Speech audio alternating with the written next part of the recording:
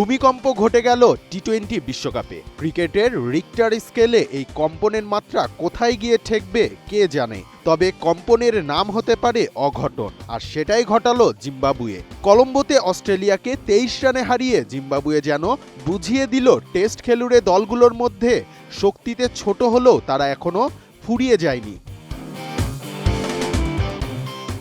আগে ব্যাট করে 2 উইকেটে 169 তুলেছিল জিম্বাবুয়ে।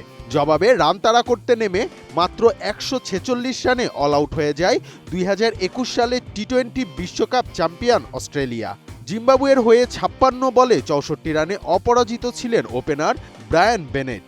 এরপর মারুমানির 21 বলে 35, রায়ান বার্লের 30 বলে 35 এবং শেষ দিকে রাজার অপরাজিত 13 বলে 25 রানের ইনিংসে লড়াকু স্কোর পেয়ে যায় তারা।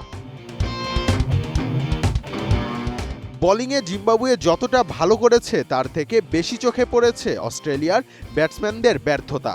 170 রানের জবাবে ব্যাট করতে নেমে শুরুতেই ব্যাটিং বিপর্যয়ে পড়ে অস্ট্রেলিয়া। মুজারাবানি ও ইভান্স মিলে পাওয়ার প্লেতেই নেন 4টি উইকেট। এরপর চাপে পড়া দলের হাল ধরেন গ্লেন ম্যাক্সওয়েল ও ম্যাট র্যানশো। দুজনে মিলে গড়েন 77 রানের জুটি। তখন পর্যন্ত জয়ের স্বপ্ন দেখছিল অজিরা, কিন্তু ম্যাক্সওয়েল ফিরলে আর দলকে জেতাতে পারেননি র্যানশো। ব্যক্তিগত 50 পূরণের পর দলের হয়ে সর্বোচ্চ 65 রান করেন ম্যাট র্যানশো। গ্লেন ম্যাক্সওয়েলের ব্যাট থেকে আসে 31 রান। দলনেতা ট্রাভিস হেড করেন 17 রান। এছাড়া বাকি ব্যাটারদের কেউই 10-এর কোটা স্পর্শ করতে পারেনি। প্রেমাদাসার গ্যালারিতে জিম্বাবুয়ের সমর্থকদের জন্য আজীবন মনে রাখার মতো এক স্মৃতি উপহার দিল সিকান্দার রাজার দল। একটু বয়স্ক সমর্থকদের জন্য অবশ্য এমন স্মৃতি নতুন নাও মনে হতে পারে। 2007 টি-20 বিশ্বকাপও কেপটাউনে অস্ট্রেলিয়াকে 5 উইকেটে হারিয়েছিল জিম্বাবুয়ে।